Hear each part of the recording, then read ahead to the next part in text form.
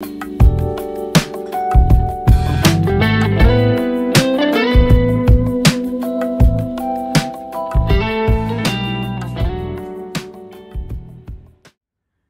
دوستای عزیزم، حالتون چطور؟ امیدوارم حال دلتون خوب باشه. عزیزای دلم، امروز اومدم با آموزش یک حلیم ایرانی فوق‌العاده خوشمزه که امیدوارم تهیه کنید و لذتش رو ببرید. عزیزای دلم، برای تهیه این حلیم بسیار بسیار خوشمزه تقریبا 1 کیلو گوشت، حالا یا گوسفندی یا گوسالی، اون دیگه ترجیحش با شما است که کدومو ترجیح بدین و دوست داشته باشین. 900 گرم گندم هست که من از قبل گرفتم گذاشتم توی آب گرم، 1 روز خیس خورده. 2 تا دونه پیاز متوسط تقریبا و 2 تا قلم دارچینه که فوق العاده بوش عالیه و بوی ذوق گوشت رو میگیره، بسیار بسیار معطره، که من اونو از شرکت پارسا گلوبال گرفتم که آدرس این شرکت رو در بایو میذارم. اگر دوست داشتین که استفاده کنید از محصولاتش رو لذت ببرید. میریم که با هم دیگه آموزش این حلیم خوشمزه رو با هم دیگه ببینیم. عزیزان، من 1 کیلو گوشتی رو که بهتون گفتم و توی زودپز گذاشتم با دارچین و پیاز و 1 قاشق سرخالی نمک هم به اون اضافه کردم و درش رو میبندم تا بپزه و در کنار اون هم گندم هامو گذاشتم با شعله بسیار کم.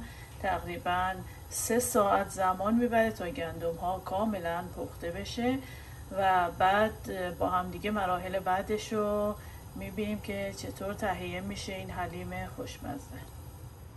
دوستان عزیزم، گوشت ها پخت و من اونها رو توی یه ظرف دیگه ریختم، ریش کردم با گوشتکوب جوری که له نشه بچه ها، فقط میبینید ریش بشه و بافت ریشش رو حفظ کنه. من یه مقدار آبگوشت به این اضافه کردم که گوشت ها به هم نچسبه، که وقتی داخل گندم های کوبیده شده اون میریزیم شکیل بشه و همه جای حلیم پخش بشه و رشته بودنش حلیم رو خیلی زیباتر میکنه. گندم هامونم الان دیگه پخته، من گذاشتم یه مقداری سرد بشه، به این شکل در اومده. من گذاشتم یکم سرد شه تا بتونم با گوشتکوب برقی حسابی اونو له کنم.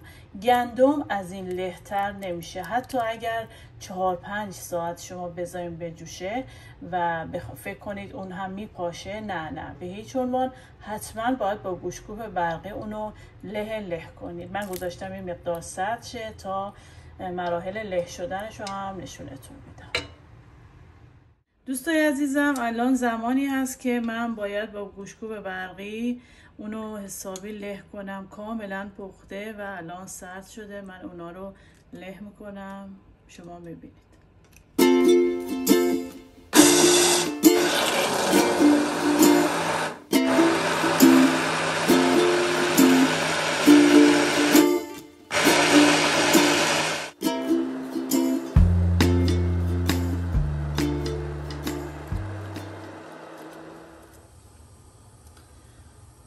دوستای عزیزم، دیگه به حد نیاز با حسابی له کردم اونو.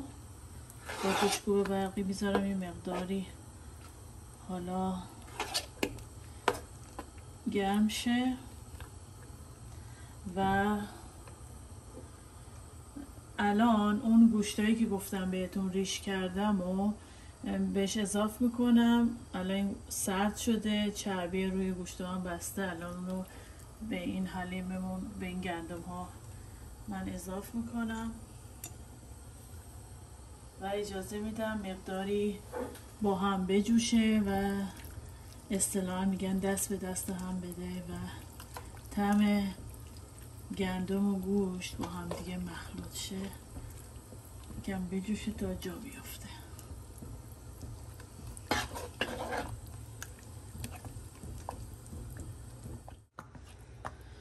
دوستای عزیزم، تقریبا 1 ساعتی این دوتا با هم جوشیدن، گوشته و گندمه دست به دست هم داده و حسابی جا افتاده و شکل خیلی شکیلی و طعمش هم من تست کردم عالی شده بود. الان میرم که دیگه اونو بکشم توی ظرف و شما ببینید. دوستای عزیزم، اینم از حلیمی که آموزشش رو بهتون دادم. امیدوارم تهیه کنید و لذتش رو ببرید. همینجوری که میدونید که حلیم مزه دار کردن و طعم دادنش خیلی خیلی ذائقه‌ایه. خیلی ها دوست دارن با نمک سرو کنن، خیلی ها با شکر، و من شخصا اونو با عسل مزه دار میکنم و لذتش رو میبرم.